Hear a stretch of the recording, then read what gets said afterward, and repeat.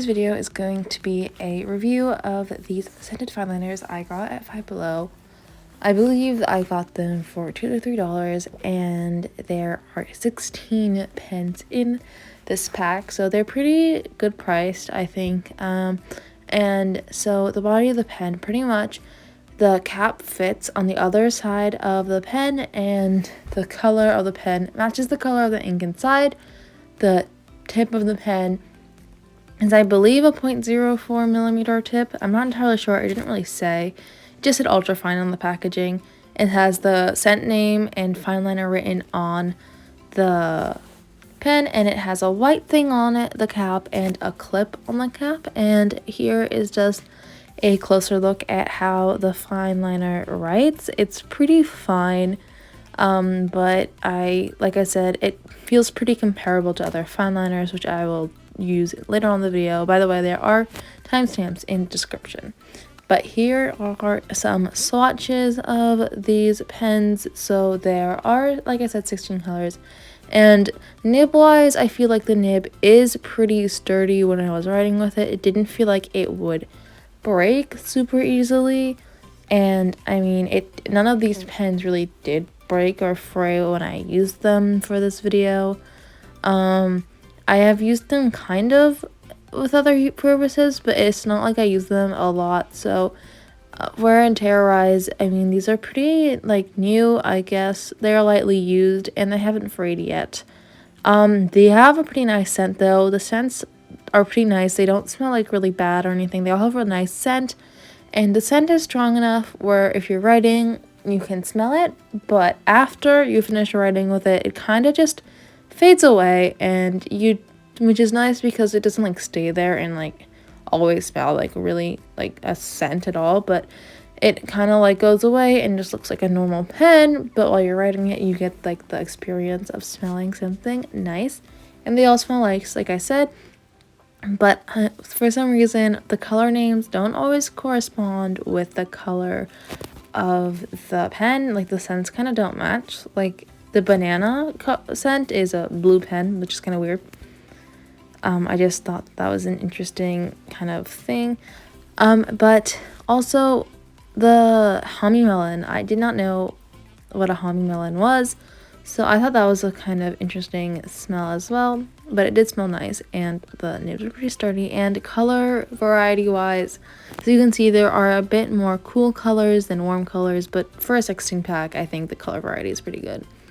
Now for the smudge tests, were pretty much really good. The results were good. I tried writing with my left hand and tried smudging after 1 second, and both times there was no smudge. So if you are a lefty, these might be for you. And even if you'd like to write your notes and tend to smudge them, these are good. Now for markers and for water-based markers, I'm using the Morphe Uchida, and after 5 seconds, it's still pretty legible, but there is still like a slight smudge if you like go over it like twice. And then after 10 seconds, it doesn't really smudge all that much unless you go over it like multiple times. As you can see, it's really not smudging, and so that's pretty good. And then I also tested this out with Sharpie and just alcohol markers. So with both of them, they didn't really smudge. The color is murky because kind of like the color of the Sharpie itself kind of gets murky. Like these weren't really bright Sharpies, but the marker itself didn't really smudge. So here are the comparisons that I promised earlier in the video. So there is the ultra fine Papermate Flare pen, and there are these pens. I honestly bought these because I thought these were going to be Flare pen dupes, and they turned out to be ultra fine Flare pen dupes. And the tips look pretty similar and they write pretty similar, but to my surprise, the Papermate was actually a lot scratchier than the Five Below ones. It's also a lot thinner, so that makes me think that the Papermate Flare pen is just a really thin pen. I don't know. I was trying to see if I could like get it to be thicker because like it was really, really thin, but it was. This is a really fine fineliner, I'll just say that much. But the Five Below, I think, was definitely far better. than the Papermate, and I think part of that probably has to do with the fact that the tip is a lot thicker. So while these don't look a lot like the Stabilo fine liners, they do feel a lot like them. So that's why I decided to compare these two. The colors were kind of different for this comparison. Also, I have a review on the Stabilo fine liner pens, so that will be linked in the cards in the description box below.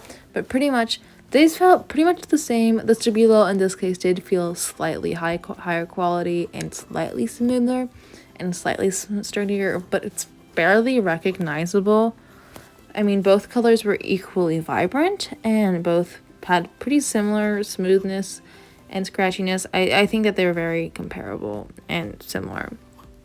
So yeah, that's pretty much it for this video, guys. Thank you so much for watching. If you enjoyed this video, don't forget to hit that like button and subscribe, and hit the bell to get notified every time I make new videos on stationery, calligraphy, and art every Monday.